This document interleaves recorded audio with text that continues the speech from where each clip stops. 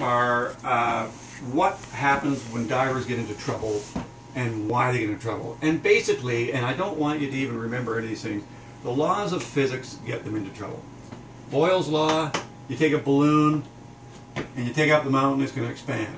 You put it under the water, it's going to compress. If you try to breathe as you dive, you're not going to be able to breathe past a certain number of feet unless you have compressed gases going into your chest. Okay? The first group, one guy told me he was at 8 feet and had a tube up to the top trying to breathe and couldn't. Second guy told me he was trying to change the zincs on his parents' boat in the Bahamas and had a hose going up top at 5 feet. Couldn't draw in enough air because of the pressure to be at 5 feet. So, how do we get around that? Well, we use compressed gases. And that's what the regulator is all about. Okay?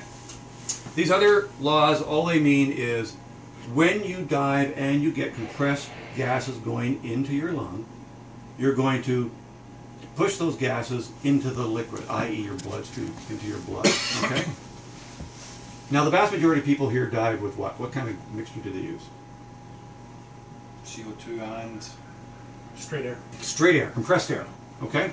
So, compressed air, there are some other mixtures which we'll vaguely talk about because I don't know much about the actual mixtures they use, but the vast majority of people you hear use compressed air. What makes up air? Nitrogen 79%, oxygen 21%. holy smoke. Pretty much. It's well, he's a dentist. He took some training with real doctors.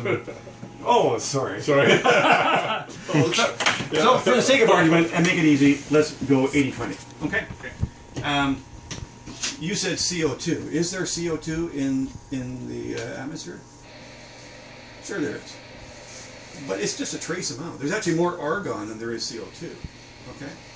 So we're not going to get into a global warming talk, but there's minute amounts, and that's why small changes in it will make a difference. You can double it very quickly. So, divers can try to, this is the problem, this is an inert gas. Nitrogen is an inert gas. This is metabolized. Oxygen goes into the system, cells use it up quickly, it's gone. Nitrogen does not, it just sits there and goes into the tissues and will stay in the tissues until you decrease the pressure, and it comes out of the bloodstream back into the tissues, and therein lies a lot of the problems. Okay? So when we dive, there are 4 places that you can get into trouble. On the surface, you're not going to get into problems at all. You start to dive, you have problems in the descent. On the bottom, you can have problems. Coming up, you can have problems. And after the dive, you can have problems. Okay? At sea level, the pressure on our lungs and our body is 1 atmosphere. As we dive and go down, how does that increase? How far do you have to go down to get 2 atmospheres? 10 meters. 10 meters, absolutely. He cheated? Oh, I didn't. Oh, okay. I don't have my glasses he just on. He just happened to know it, okay? So every atmosphere you go down, or every 33, 34 feet you go down, you're going to double, or you're going to increase it to 1 atmosphere, 2, 3, and 4. 1 atmosphere is about 14.7 pounds per square inch, okay? Every atmosphere you increase is like taking a drink. 1 unit of alcohol. That's just part of diving. And that's because of the nitrogen. Okay? So at 66 to 68 feet, it's like 2 shots of vodka, 2 4-ounce glasses of wine, 2 beer, or whatever. Which, the only problem with that is it might impair your judgment. Okay? So, going down. As we go down, the descent part will cause the so-called squeeze. And that's usually easily accommodated for by equalizing. You've got air pockets, sinuses, middle ear, and you go down, you can get a lot of pain in these areas. So you see these guys trying to equalize, blowing in the nose, and they're just trying to blow compressed gases into the middle ear or into the sinuses. That's a pain problem. If somebody's got a particularly bad cold, they may not be able to dive that day. Or when they're coming up, like you come down in an airplane. Have you ever had one of those blinding headaches if you had a cold? Sure, yeah, that's basically what's happening as these guys are going down. Okay? So that's not usually a problem that we would see, because they're just either going to stop the dive and come up, or they'll equalize eventually and they'll be fine. On the bottom. On the bottom you can get the so-called nitrogen narcosis. And a lot of people mistakenly equate that with the bends. When we talk about diving and injuries, everybody thinks about the bends, the bends, the bends. That's a very small part of what we're going to see. That's as you come up and afterwards. On the bottom, nitrogen narcosis this is under significant pressure, and it affects the brain, and it's like getting drunk. And the commercial divers in particular will sit there and get all sorts of hallucinations, etc., and they know their day is up. But it's not particularly dangerous to your body, except that it impairs your judgment. And you can do something irrational, like rip your mask off, or make very bad decisions. The second thing that can happen is you get hypoxic. You run out of air. And that would, if guy's just trying to extend his dive a bit, or he's not paying attention to his computer, or he's getting a little bit of the nitrogen narcosis, they run out of air. It's just like stopping breathing up here. The third thing, and probably wouldn't see it very much here, but you might in other countries with less control, is carbon monoxide poisoning. So CO as opposed to CO2. If you've got a contaminated tank, somebody who pressurized that's got a bunch of smoke going around or whatever, and they've got leakage between the tubes, you're pumping CO2 in here, or CO into your bloodstream. And the problem with carbon monoxide is it will displace the oxygen. It has a much greater affinity for the hemoglobin molecule than O2. So you'll slowly, gradually poison yourself. And they'll get dizzy, they'll get goofy, and then they'll get hypoxic, and they can die. In the extreme cases, they'll come up and they'll look pink, and they'll be disoriented, dizzy, and so on. We rarely see that problem. And the problems that we're usually going to get called for is problems on the ascent and when they're on shore. And this is the group of problems called DCI, decompression illness. And that's broken down into two parts. One is the so-called decompression sickness, the bends, or finally up to the bends. And the second is POPS, which is pulmonary overpressure syndrome, or AGE, which is arterial gas embolism. Let's do that one first. A guy's down, he's diving, he's at 60 feet, and he's run out of air, and he realizes it, and he panics. Takes a big deep breath in, shoots to the top. What's going to happen? Well, all that pressurized gas that was now at 3 atmospheres is now coming to 1 atmosphere, and it's got to go somewhere because it's not coming out his mouth, it goes out through the lung.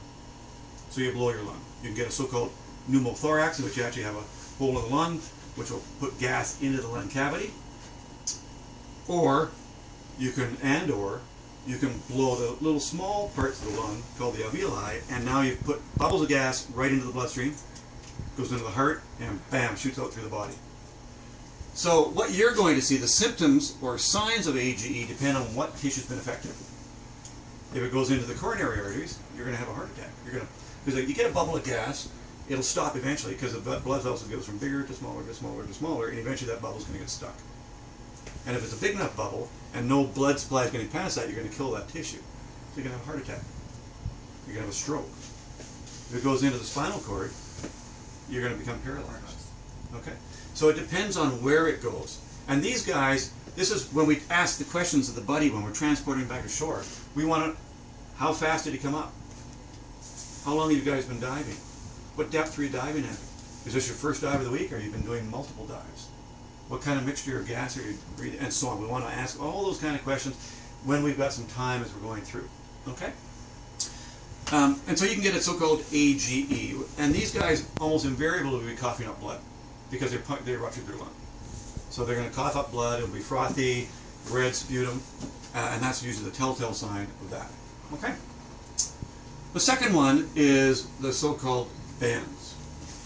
And that term comes from the guys who used to work a century or so ago in the caisson, C-A-I-S-S-O-N-S, which is where they were building bridges and they're putting in the forms down below. And these guys would be under pressure for inordinate lengths of times. They'd come up, and they'd come up too fast. They didn't have a time to decompress.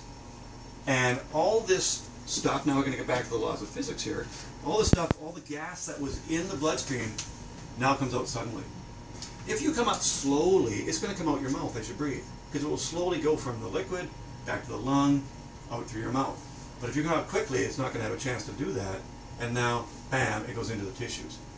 So it can go into the musculoskeletal system, which is the classic bend.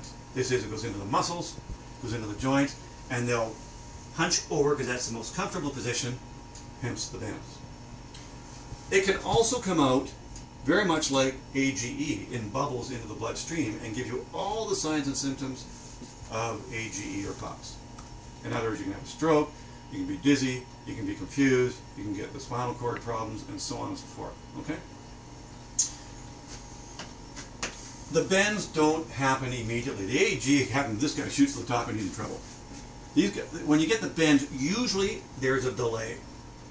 Bruce Falkins tells a great story about this guy that they had, and they were looking after his buddy, and the guy who brought him up seemed to be fine.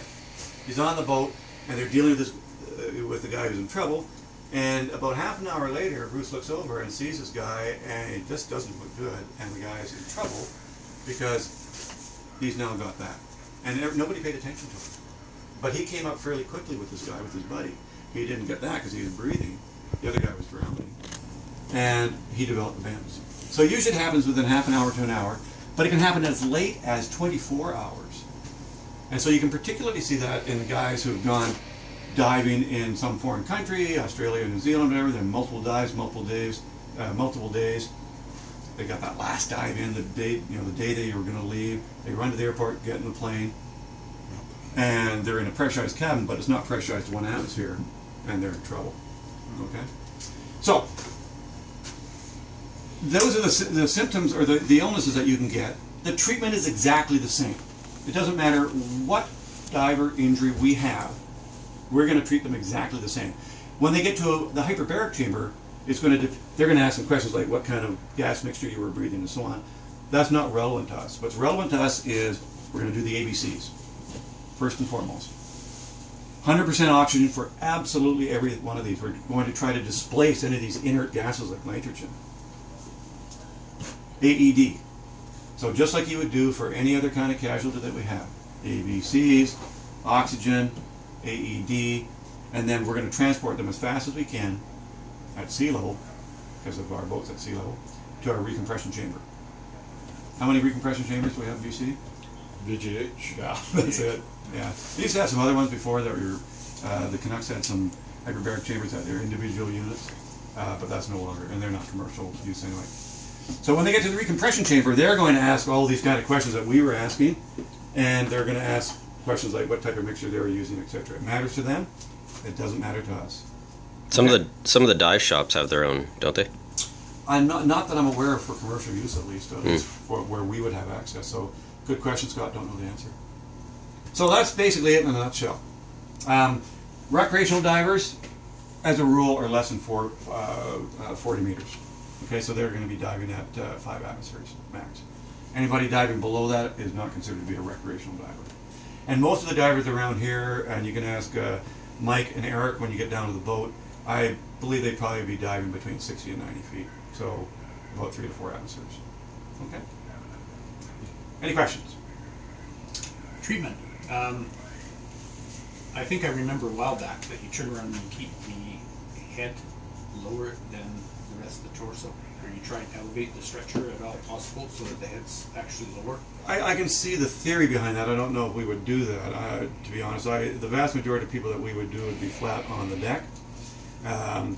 Because I presume you're thinking bubbles might go up to the top instead of the bottom. That's right. Yeah, Exactly. but you're also going to have greater pressure now because you're going to create hydrostatic pressure into the brain. So I don't think that would necessarily be a good idea.